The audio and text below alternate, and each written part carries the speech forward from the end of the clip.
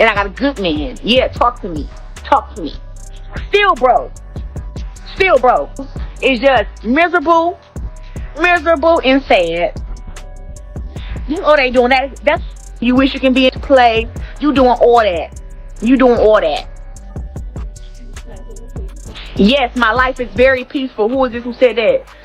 Kel. Yes, my life is very, very, very peaceful. I live in a 7-bedroom house. I got a pool in the back with a basketball court. I got a gym in the basement. I got millions of dollars. I can buy what I want.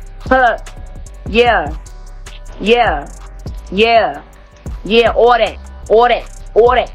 And I'm happy. And I got a good man. Yeah, talk to me.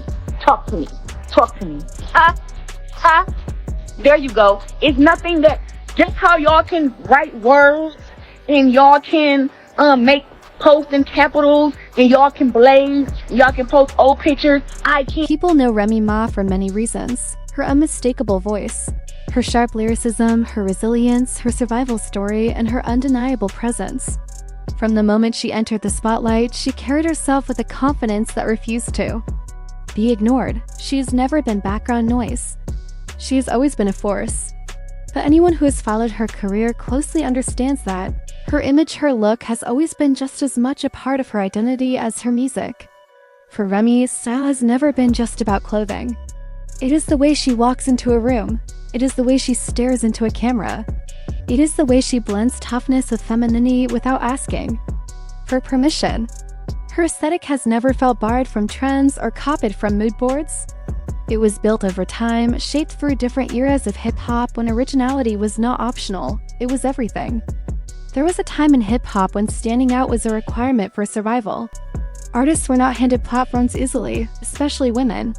And women who refused to soften themselves for acceptance had to fight even harder.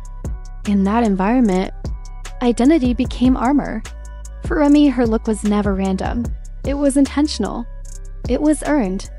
So when fans began tagging her in posts comparing her style to Claressa Shields' recent appearance, it struck a nerve. At first, Remy said nothing. But in the age of social media, silence does not quiet a conversation, it amplifies it. Side-by-side photos started circulating online. Timelines filled with commentary. Wait a minute, doesn't this look familiar? Is it just me or is this giving Remy? Why does this feel like her entire vibe? Some people brushed it off. Fashion is fashion, they argued. No one owns a hairstyle. No one owns a jacket or a pose. Others, however, felt differently. They believed the similarities were too noticeable to ignore. And as more users shared their opinions, the noise. What began as casual comparisons slowly turned into a debate. Remy was watching. She may not have responded immediately, but she saw the posts. She saw the tags. She saw the conversations unfolding in real time. And anyone who knows Remy understands one thing: when something bothers her, she does not hide it well. She has never been the type to smile through what she perceives as disrespect. She has never been the type to let something slide just to avoid tension. To her, this did not feel small. It was not just about an outfit. It was not about a hairstyle alone. It felt like someone stepping into a lane she carved out herself without acknowledgement, without respect, and without even a subtle nod. In hip-hop culture, that kind of situation can feel deeply personal. Then came the moment everything shifted. Remy finally spoke, and when she did, there was no confusion about how she felt. Her response was not wrapped in soft language or diplomatic phrasing. It was not carefully filtered to avoid backlash. It was raw. It carried frustration, pride, and emotion all at once. It sounded like someone saying, "I worked for this. I built this. And now you're moving in it as if it is nothing." The tone alone made it clear this was not staged drama or a calculated attempt to trend online. It felt real. It felt personal. And as soon as her words hit social media, the reaction was immediate. Screenshots spread rapidly. Blogs picked up the story within minutes. Group chats lit up. Even people who did not actively follow either woman suddenly had strong opinions. Supporters of Remy argued that she had every right to speak up. They pointed out how often Black women create trends, aesthetics, and cultural moments only to watch others adopt them without giving credit.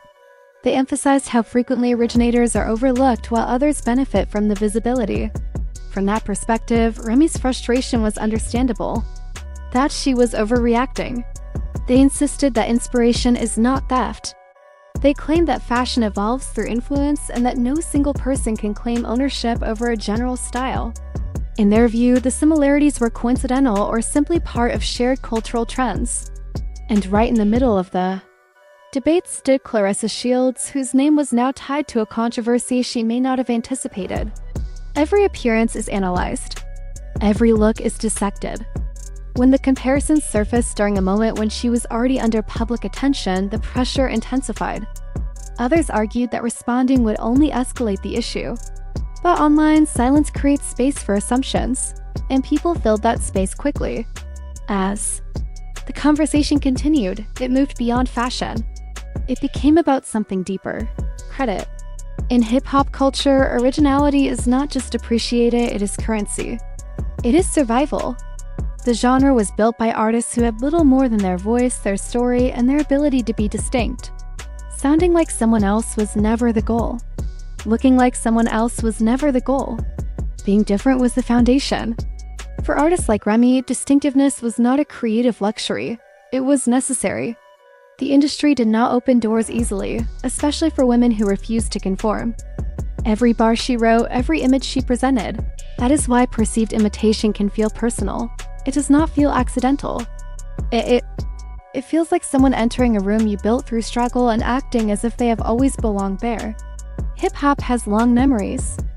It remembers who struggled before the spotlight arrived. Credit in this culture is not simply polite, it is powerful. It is a way of saying, I see your contribution. I recognize your influence. Without that recognition, originators can feel erased. The debate online grew more intense. Some argued that influence is inevitable. Others countered that influence without acknowledgement becomes appropriation. The difference, they said, lies in respect. You can be inspired and still give flowers. What fueled the situation was not just the visual similarity. It was the absence of public acknowledgement. There was no shout-out, no subtle credit. In a genre where legacy matters, that silence spoke loudly. For Remy, this moment likely connected to more than just one comparison. It may have tapped into years of feeling overlooked, challenged, or underestimated. Being a woman in a male-dominated industry often means fighting twice as hard for recognition. So when she felt her signature aesthetic was being reused without credit, it likely reopened old frustrations. Meanwhile, fans on both sides continued to dig deeper. Some resurfaced older photos to highlight Remy's long-established style. Others searched for evidence that Claressa had embraced similar looks long before this controversy.